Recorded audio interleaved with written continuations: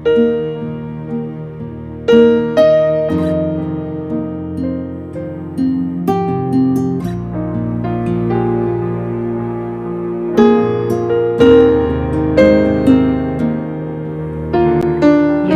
46. Para dewa Babel tidak berdaya. Dewa Bel sudah ditundukkan, dewa Nebo sudah direbahkan, patung-patungnya sudah diangkut di atas binatang, di atas hewan. Yang pernah kamu arak, sekarang telah dimuatkan sebagai beban pada binatang yang lelah, yang tidak dapat menyelamatkan bebannya itu. Dewa-dewa itu bersama-sama direbahkan dan ditundukkan, dan mereka sendiri harus pergi sebagai tawanan. Dengarkanlah aku, hai kaum keturunan Yakub, hai semua orang yang masih tinggal dari keturunan Israel, hai orang-orang yang kudukung sejak dari kandungan, hai orang-orang yang kujunjung sejak dari rahim. Sampai masa tuamu, aku tetap dia, dan sampai masa putih rambutmu, aku menggendong kamu. Aku telah melakukannya dan mau menanggung kamu terus. Aku mau memikul kamu dan menyelamatkan kamu. Kepada siapakah kamu hendak menyamakan aku? Hendak membandingkan dan mengumpamakan aku, sehingga kami sama. Orang mengeluarkan emas dari dalam kantongnya dan menimbang perak dengan dacing. Mereka mengupah tukang emas untuk membuat Allah dari bahan itu, lalu mereka menyembahnya, juga sujud kepadanya. Mereka mengangkatnya ke atas bahu dan memikulnya, lalu menaruhnya di tempatnya. Di situ ia berdiri dan tidak dapat beralih dari tempatnya. Sekalipun orang berseru kepadanya, ia tidak menjawab, dan ia tidak menyelamatkan mereka dari kesesakannya. Ingatlah hal itu dan jadilah malu. Pertimbangkanlah dalam hati, hai orang-orang pemberontak. Ingatlah hal-hal yang dahulu dari sejak purbakala, bahwasanya akulah Allah dan tidak ada yang lain.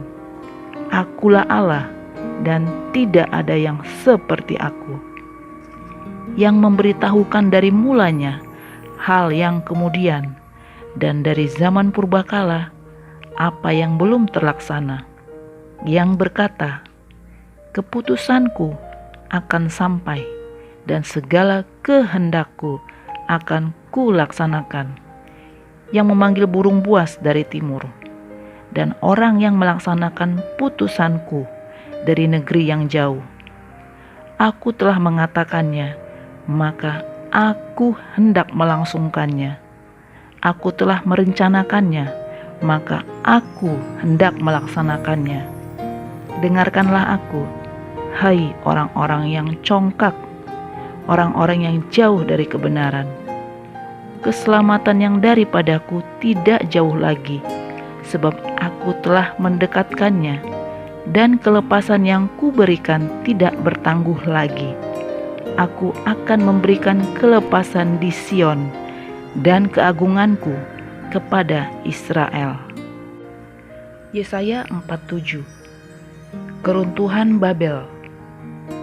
Turunlah dan duduklah di atas debu, hai anak dara, putri Babel. Duduklah di tanah dengan tidak bertahta, hai putri Kasdim, sebab engkau tidak akan disebutkan lagi manis dan genit. Ambillah batu kilangan dan gilinglah tepung. Bukalah kerudungmu, angkatlah sarungmu, singkapkanlah paha, seberangilah sungai-sungai. Biarlah auratmu tersingkap dan aibmu kelihatan. Aku akan mengadakan pembalasan dan tidak menyayangkan seorang pun. Kata penebus kami, Tuhan semesta alam namanya, yang Maha Kudus, Allah Israel. Duduklah dengan berdiam diri dan masuklah ke dalam gelap, hai putri Kasdim, sebab engkau tidak akan disebutkan lagi ratu atas kerajaan-kerajaan.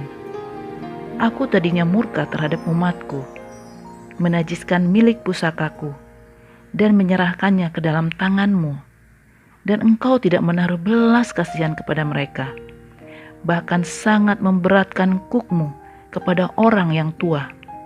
Katamu tadinya, untuk selama-lamanya aku tetap menjadi ratu, sedang engkau tidak menyadari dan tidak memikirkan kesudahan semuanya itu.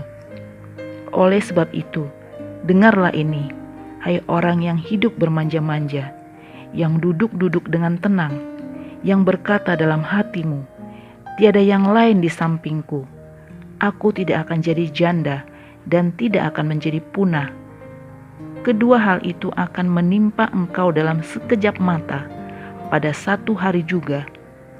Kepunahan dan kejandaan dengan sepenuhnya akan menimpa engkau, sekalipun banyak sihirmu dan sangat kuat mantramu. Engkau tadinya merasa aman dalam kejahatanmu. Katamu, tiada yang melihat aku. Kebijaksanaanmu dan pengetahuanmu itulah yang menyesatkan engkau, sehingga engkau berkata dalam hatimu, tiada yang lain di sampingku. Tetapi malapetaka akan menimpa engkau. Engkau tidak tahu mempergunakan jampimu terhadapnya. Bencana akan jatuh atasmu. Engkau tidak sanggup menampiknya dengan mempersembahkan korban. Kebinasaan akan menimpa engkau dengan sekonyong-konyong yang tidak terduga olehmu. Bertahan sajalah dengan segala mantramu dan sihirmu yang banyak itu, yang telah kau repotkan dari sejak kecilmu. Mungkin engkau sanggup mendatangkan bantuan. Mungkin engkau dapat menimbulkan ketakutan.